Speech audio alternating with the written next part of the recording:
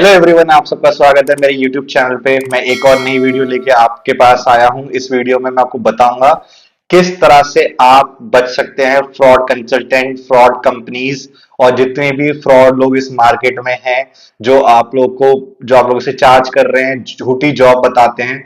तो मैं आपको बताऊंगा किन लोगों से आपको बच के रहना है।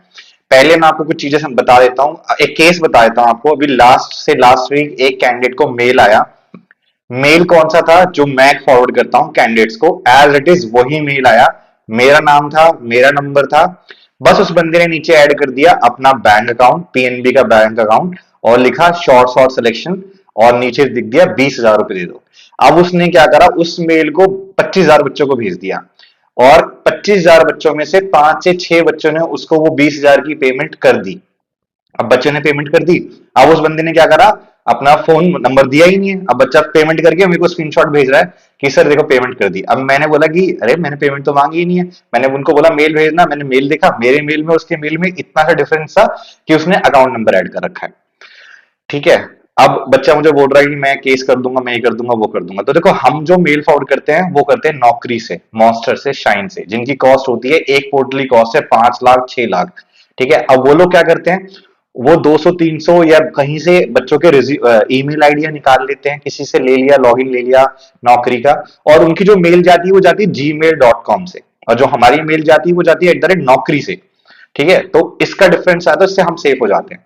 अब आप ध्यान रखना, जब भी आपको कोई मेल आता है जहां पे आपको बोला जाता है कि आपकी जॉब लग गई है, 100% गारंटी है, ये है फलाना ढमकाना, आप मुझे 20,000 रुपए दे दो, 2 रुपए दे दो, 10 लाख रुपए दे दो, 1 रुपए पे मत करना, वो फ्रॉड होती है। पहला, अगर आप कभी भी किसी कंसल्टेंसी में इंटरव्यू देने जा रहे हैं तो आप पहले कॉल पे पूछो उनको कि sir do you take any charges. ठीक है।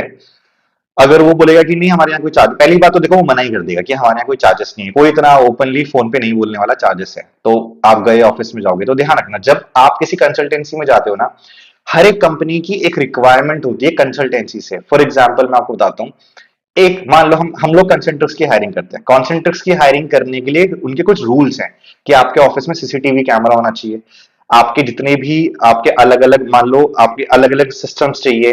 ठीक है। पूरा प्रॉपर बंद होने चाहिए, 4 या 5 आपके अलग अलग कैबिन्स होने चाहिए, जहां पे आपका टेबल होना चाहिए, बच्चे के बैठने की जगह होना चाहिए, बच्चे को अच्छे से सांस आए, वहां पे एसी लगाओ, पंखा लगाओ, ज्यादा शोर ना हो। ठीक है। हर एक कैबिन के अंदर सीसीटीवी लगाओ, बाहर सीसीटीवी लगाओ। ठीक है। बड़ा हॉल होना चाहिए, एचआर के बैठने की जगह होनी चाहिए। ये सब उनकी रिक्वायरमेंट्स है, जो हमको फुलफिल अगर नहीं करेंगे तो कंपनी हमें कॉन्ट्रैक्ट नहीं देगी। ये तो एग्जांपल मैंने वो कॉन्सेंट्रेट का दिया था। वैसे ही अगर ब्रिटिश एयरवेज है, उनका भी एक उनका है कि उनको एक बहुत बड़ा कैबिन चाहिए जहां पे वो खुद बैठेंगे, उनकी टीम आएगी वो बैठेगी, और एक प्रॉपर बड़ा कैबिन चाहिए जहां पे कैंडिडेट्स आके बैठेंगे। तो उनकी रिक्वायरमेंट, हर कंपनी की अपनी अपनी एक रिक्वायरमेंट होती है। ये आप तो एक मतलब एक सेटअप बता देता हूं मैं, एक काफी बड़ा ऑफिस होगा जिसमें अलग अलग सेक्शन होंगे। एक फ्रॉड कंसल्टेंसी जिसके पास कोई कॉन्ट्रैक्ट नहीं है, ना तो उसके पास कॉन्सेंट्रिक्स का है, ना उसके पास ब्रिटिश टेलीकॉम का है, किसी का भी नहीं है, सब एक फर्जी कंसल्टेंसी खोली है। वो क्या करेगा, एक छोटा सा लेगा एक कैबिन। ठीक है। उसके अंदर एक सुंदर सी मैडम बैठी हुई, या ना भी सुंदर हो वो देख लेना आप जाके। वो आप जाएंगे, वो बोलेंगे कि हाँ आपका वो चार्जेस की बात नहीं भी करेंगे शायद आपसे, वो आपका एक इंटरव्यू लेंगे। उसके बाद बोलेंगे कि हम आपका का आगे राउंड करा रहे हैं। फॉर एग्जाम्पल उन्होंने आपको किसी भी कंपनी का, XYZ कंपनी का नाम लेके बोला कि हम करा रहे हैं। तो वो बोलेंगे ठीक है, हम आपको ऑपरेशन राउंड करा रहे हैं, वीएनए करा रहे हैं। अब क्या होता है, मैं एक मतलब वो आपको कई बार एमकेट टेस्ट भी दे देंगे। अब उन्होंने कहां से जुगाड़ कर रखा हमें नहीं पता। आप उनका एमकेट टेस्ट दोगे, चाहे तुम पास हो चाहे तुम फेल हो, वो तुम्हें पास बताएंगे। ठीक है। अब आप खुश खुश हो गए, यार मैंने तो एमकेट टेस्ट दिया तो मैं तो पास हो गया। फिर वो बोलेंगे ठीक है, आपका अब हम करा रहे हैं फाइनल राउंड। अब आपने ऑपरेशन दिया, उन्हीं का कोई बंदा बाहर बैठा होगा, आपका इंटरव्यू ले लेगा, आपने दे दिया। अब आपको उन्होंने वो क्या बोलेंगे कि अब आप सिलेक्ट हो चुके हो। अब सिलेक्ट होने के बाद वो बोलेंगे ठीक है, बट देखो आपके उसमें जो सैलरी मिलेगी, अब सैलरी एक नॉर्मल जो कंपनी शायद आपको 15,000 रुपए दे रही होगी ना, वो आपको उसमें 55-60 बता देंगे कि 55,000 रुपए आपके सैलरी पैकेज लग गई है, और ये लो आपका ऑफर लेटर आपको आ जाएगा। लेकिन देखो इसमें आपको है ना 25,000 रुपए पे करने पड़ेंगे, क्योंकि ये हमें आपको पे हमें हमें चाहिए होते हैं, हमें एचआर को देने हैं। वो आपको कुछ भी बोल देंगे, झूठ मूठ बोल देंगे।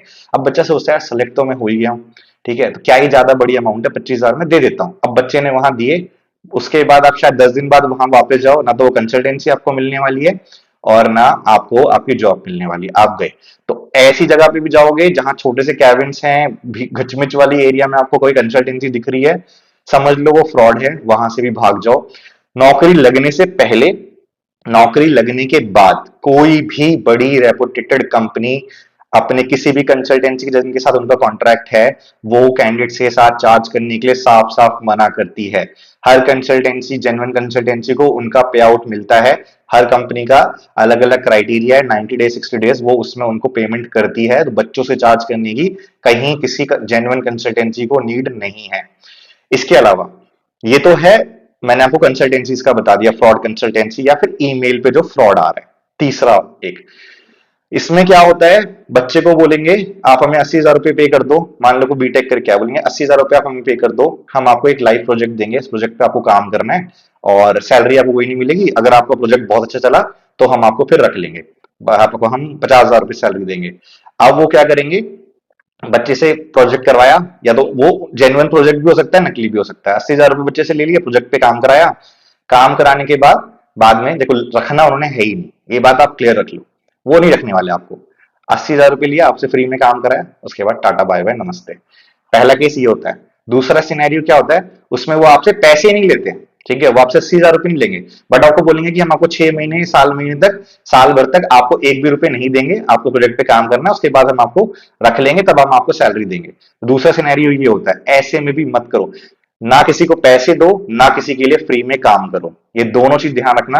आप फ्री, देखो अगर आप एक नया मजदूर भी लाओगे ना अपने घर में, उसको बोलोगे ना मेरे घर में पूरा दिन ईंट डाल दे, तो वो ईंट डालने के बाद भी रात को आपको बोलेगा ना भाई 1,000 रुपए दे मेरे को, आप बोलेगा ईंट डालना कोई बड़ी बात थोड़ी है, वो भी आपसे पे कराएगा चाहे वो मजदूरी कर रहा हो।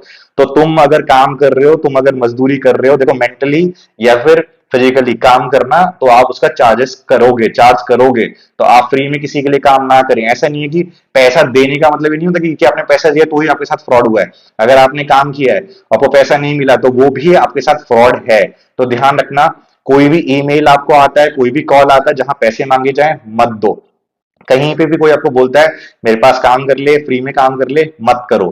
किसी रेपुटेड कंपनी में अगर आप इंटर्नशिप कर रहे हो वो आप कर सकते हो, 3 महीने से ज्यादा इंटर्नशिप भी मत करो, ठीक है। उसके बाद ये जो चीजें वो ध्यान रखना, पैसे कहीं पे नहीं करने। इसके अलावा अगर किसी के साथ भी कुछ भी फ्रॉड हुआ है तो कमेंट सेक्शन में मेरे को बताओ, अगर कुछ हेल्प हो सकती है तो मैं जरूर करूंगा।